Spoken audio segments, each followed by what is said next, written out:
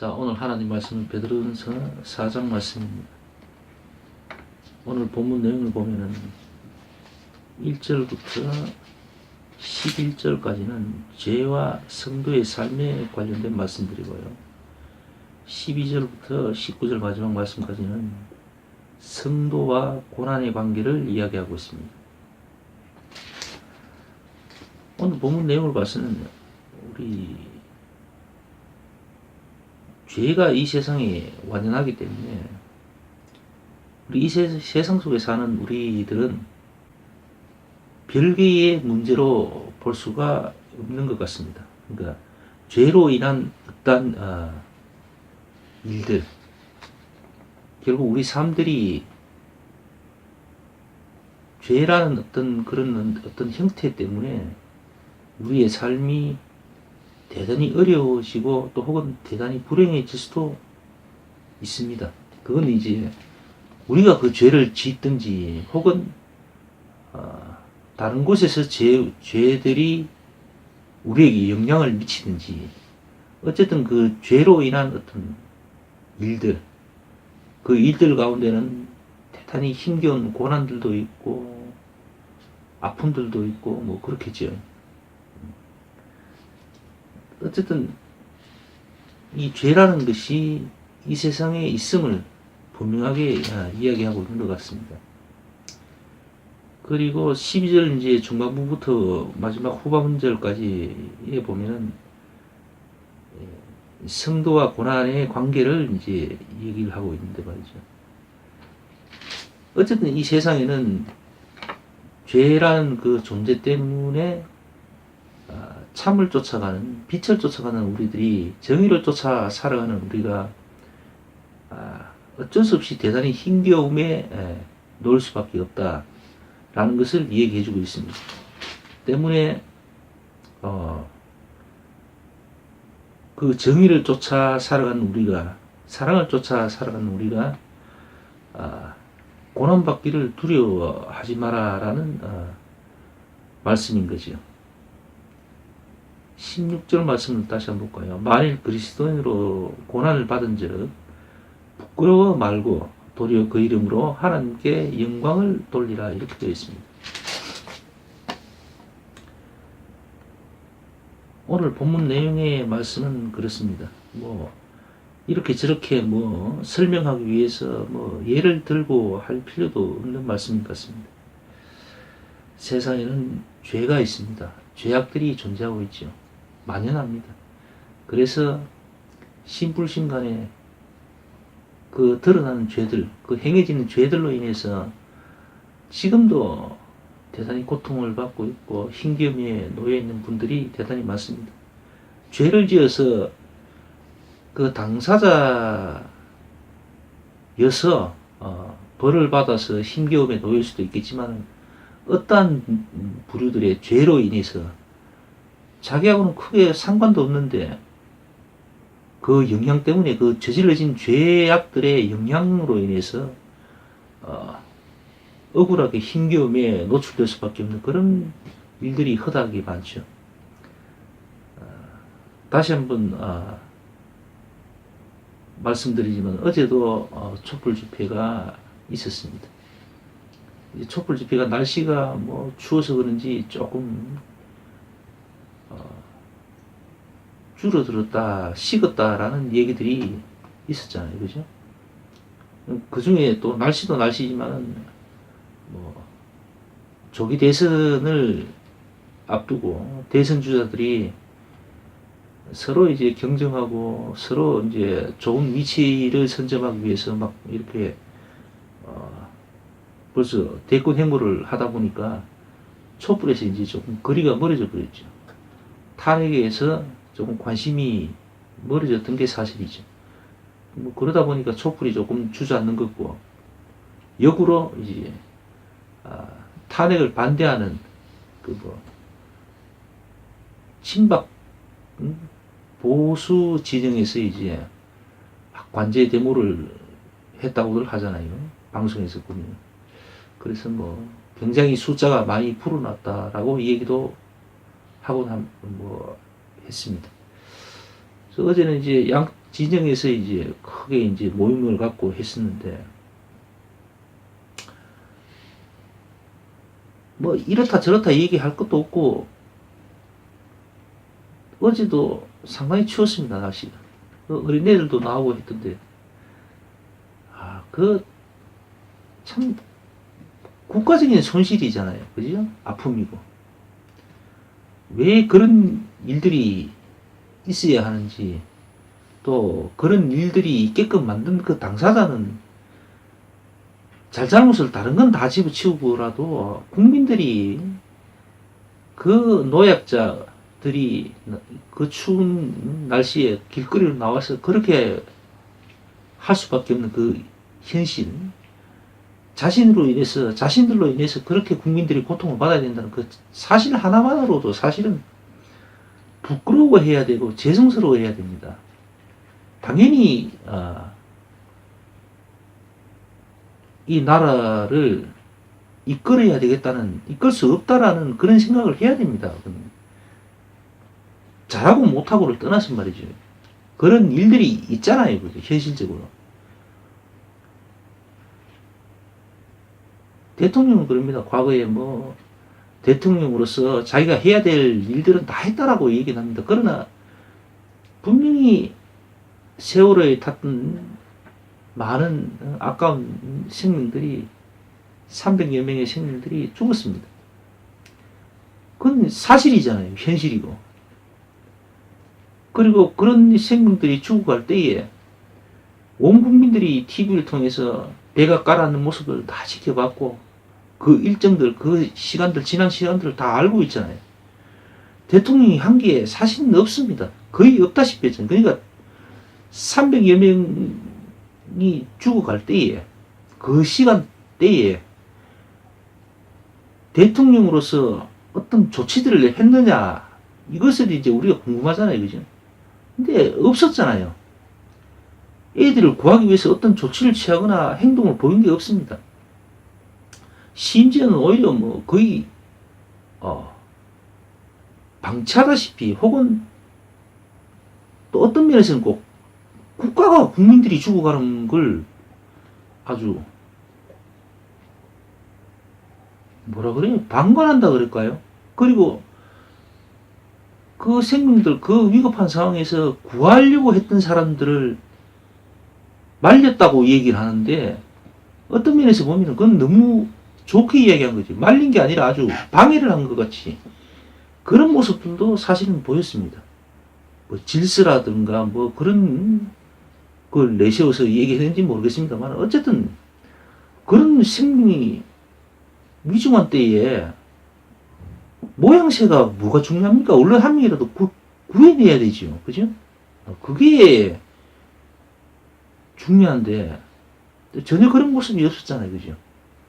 거기에 대한 대통령이 어떤 뚜렷한 어떤 설명이나 뭐 그런 게 없어요. 그게 국가안보하고 직결된다고 얘기하는 것 같은데, 그게 무슨 국가안보하고 직결이 됩니까? 그건 터무니없는 억지 주장이죠. 그건 바보도 아니고 뭐 그런 얘기를 하는지 모르겠는데, 어쨌든 그런 얘기를 합니다. 그리고 지금 탄핵 이전에 벌써 여러 가지 정황들이 드러나고 하니까 자기 잘못을 일정 부분 시인을 했습니다. 그런데 지금 와서 어떻습니까? 오히려 이제 바깥 얼굴이 이제 뒤바뀐 거죠. 이제는 아주 나는 할 만큼 다 했다고 아주 고개를 빳빳이 쳐들고 지금 얘기하고 있잖아요. 그러니까 이제 온 국민들이, 거의 한 80%가량의 국민들이 탄핵을 찬성하고 있고, 그와 관련해서 어떤 처벌을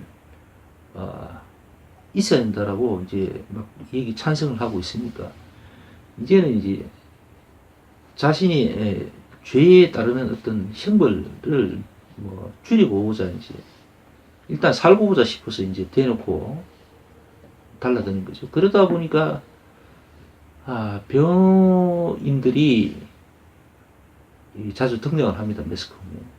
대통령을 변호하겠다고 나오는 사람들의 어떤 여러 가지 행동들, 뭐 그런 것들이 보이잖아요. 그런 걸 딱 보면은 이게 배운 사람들이 정의를 지키고자, 또는 법을 통해서 약자를 변론하고자 하는 그런 배운 사람들의 모습들이 다 옳고 다 바른 모습은 아닐 수도 있다라는 것을 우리 이제 국민들은 이제 보게 되는 거죠. 그러니까 법을 가지고 정의를 세우는 것이 아니라 악의 편에 서서 악자들, 그러니까 죄악을 저지른 자들에게 좋게 그런 죄악을 저지른 죄인들을 좀 더 이롭게 하는 그런 일들도 저지를 수가 있구나라는 것을 우리 이제 국민들은 보게 됩니다. 그러니까 있는 법을 가지고 사고를 치는 거죠. 쉽게 말하면 얼마든지 그럴 수도 있구나라는 그런 것들을 이제 국민들은 이제 보고 있습니다. 어쨌든 죄가에 대한 어떤 합당한 벌을 받아야 되는 것이 맞는데, 어떻게든 죄가 분명히 그 죄는 있는데 그 죄에 대한 어떤 대가라든가 그 죄에 대한 어떤 변론을 잘 어떻게 해서 죄가 아닌 것으로 이제 만드는 거지요. 그렇게 하려고 이제 막 예를 쓰는 겁니다. 그러다 보니까 말도 안 되는 어떤 작태들이 이제 막 벌어지고 있는 거죠. 그러니까 법하고는 별개로 법을 집행하는 사람들의 어떤 임기라든가 그런 것을 고려해서 막 시간을 벌자는 거죠. 시간을 끌다 보면은 이 탄핵과 관련된 이 재판이 그냥 흐지부지 없어질 수도 있다. 오히려 이제 뒤바뀔 수도 있다라는 어떤 그런 걸 찾아가는 거죠. 그러니까 이제 꼼수를 이제 부리는 거죠. 그래서 법을 제대로 적절하게 이제 인용을 하고 그렇게 하는 것이 아니라 그 법을 제대로 인용할 수 없도록 만들어 버리는 그런 꼼수를 이제 부리는 거죠. 그걸 이제 변호사라는 사람들이 그렇게 하고 있더라고요. 그래서 참 이게 변호사들이 약자를 위해서 변론하는 사람으로 알고 있었는데 지금까지는 그것이 아니구나. 변호사라는 사람들이 악한 사람들의 방비 역할도 하고 있고 그런 사람들의 어떤 칼이 돼주기도 하는구나라는 것을 이제 우리 국민들은 알게 된 거죠. 이번 사건을 통해서. 그래서 참 배움에 대한 열망을 갖고 있는 청소년들이나 젊은 분들에게 이게 배움이라는 게 다른 것 무엇보다도 이 도덕과 정의라는 어떤 철학적인 관점을 제대로 교육을 시키는 것이 참 중요하겠다라는 것을 생각하게 됐습니다. 더하기 빼기 또 여러 가지 유창한 역사들, 각 나라의 역사들 또는 많은 언어들 그리고 과학적인 지식을 이것을 습득하는 것도 중요하겠지만 그보다는 근본적인 인간성을 배우고 알고 깨닫게 하는 이것도 참 엄청나게 중요하구나. 그러니까 인간이 안 된 것들이 많은 지식과 어떤 그런 것들을 습득하면은 그것을 나쁘게 사용한다는 거죠. 그러니까 세상에 좋은 일에 사용하는 것이 아니라 세상을 망치는 일에 사용을 하고 인류를 망치게 하는 일에 사용도 할 수 있구나라는 것을 이제 알게 된 거죠. 오늘 하나님 말씀을 보면서도 그렇습니다. 하나님은 이 세상에는 분명히 죄가 존재하고 그 죄로 인해서 하나님의 백성들이 수치를 당하고 고난을 당하고 어려움을 겪을 수가 있다라는 것을 이야기하고 있습니다. 그러면서 그 부끄러움과 고난을 잘 이겨내라고 말씀을 합니다. 격려를 해주고 계십니다. 근데 말씀을 이렇게 보다 보니까 내가 죄를 안 지었음에도 불구하고 세상에 이미 존재하는 그 죄들로 인해서 나는 억울하게 고통을 받을 수도 있다라는 것을 이제 오늘 말씀은 얘기해 주고 있습니다. 그래서 우리 스스로가 하나님에 대한 믿음을 더욱더 좀 더 고치를 하고 또 하나님 가까이 가기 위해서 평소에 이제 굉장히 노력을 해야 된다라는 말씀들이 4장 초반부에는 보면 쭉 나열되어 있습니다. 3절부터 쭉 나열되어 있습니다. 거기 말씀에는 음란과 정략과 술 취함과 방탕과 연락과 무판 우상 숭배를 하여 이방인의 뜻을 쫓아 행한 것이 지나간 때가 족하도다, 이렇게 막 쭉 말씀 주고 있습니다. 다시 말해서 이런 말씀들은 우리가 평상시에 우리가 죄악과 좀 더 멀어지고 멀리 하려고 하는 그런 노력들이 필요하다. 그 노력들은 다른 게 아니고 사랑을 하고 이웃을 사랑하면서 이웃들을 위해서 여러 가지 것들을 하라는 거지. 그 중에는 무엇보다도 먼저 기도하고 깨어서 기도하고 그들을 위해서 고민을 하고, 그리고 그런 과정들이 결국은 예배의 어떤 형태로 나타나겠죠. 그러니까 하나님 말씀을 보고 기도하고 찬송을 하고 그렇게 하는 그런 어떤 예배의 형태로 나타나겠죠. 그래서 우리가 생각하는 그 예배라는 것이 우리의 삶과 굉장히 밀접한 관계에 있다는 겁니다. 예배가 사실은 어떤 이런 오늘같이 이런 형태의 시간을 두고 이렇게 모임을 갖고 하는 이런 금반 예배라고 할 수는 없습니다. 엄밀하게 이야기하자면 우리 삶 자체가 사실은 예배인 거죠. 자, 어쨌든 오늘 말씀도 그렇습니다. 우리가 원하든 원치 않든 이 세상에는 죄악들이 존재하고 있습니다. 그래서 우리가 힘겨운 시간을 지내야 할 때가 참 많을 것입니다. 사실상 지금 이 탄핵 정국에 있어서 우리는 참 힘겹고 정신적으로 힘겨워하고 또 경제적으로도 굉장히 어려운 시간들을 맞고 있습니다. 지금 국정이 거의 뭐 정지되다시피 이러다 보니까 경제가 엉망이죠. 투자하는 기업체들은 다 그냥 정지하다시피 멈춰버렸습니다. 그러다 보니까 뭐 제조업부터 시작해서 제대로 공장들이 돌아가지 않습니다. 사람들이 돈 쓰기를 두려워합니다. 그래서 경제가 지금 꽉 막힌 상태가 되어버렸잖아요. 그래서 이게 빨리 수습이 돼야 됩니다. 수습이 되자면은 다른 것도 다 뭐 중요하겠지만은 우선은 이미 헌재가 주어진 그 임무를 빨리 신속하게 결정을 내줘야 되죠. 이미 온 국민들이 다 알게 됐습니다. TV 방송에도 나오고 언론 통해서 이렇게 신문 이런 인터넷 이런 영상 개통을 통해서 다 이제 얘기가 다 드러났잖아요. 대통령으로서 직무를 수행하기에는 사실은 거의 뭐 가능성이 없습니다. 해서도 안 되고요. 정말 대한민국 사람으로서 좀 창피한 그런 상황까지 왔잖아요. 그죠? 제 아는 지인은 일본에 갔더니만 일본 친구들이 한다는 얘기가, 일본에는 요즘 최고 인기가 뭔가 하면은 대한민국 지금 이 국정농단 여기에 관련된 뉴스를 보는 게 일본 사람들이 가장 즐거운 재미라고 합니다. 일본에도 뭐 예능이 있고 뭐 드라마도 있고 많잖아요. 근데 그런 건 뒷전이랍니다. 한국 뉴스 보면은 그게 가장 재미있답니다. 대통령이 뭔 짓을 했고 막 그 주변에 있는 사람이 뭘 했고 이런 걸 보면은 완전 기가 막히고 참 엄청나게 재밌답니다. 그 소리 듣고 창피스러워서 일본 사람들하고 얘기를 못 하겠대요. 지금 전 세계적으로 아주 웃음거리가 되어버렸습니다. 이런 일은 어느 나라에도 사실은 없을 겁니다. 또 앞으로도 없을 거고. 우리나라에는 불행하게도 이런 일이 생겼습니다. 대통령으로서 다시 뭐를 하겠다는 이런 생각은 할 수도 없고 해서도 안 되죠.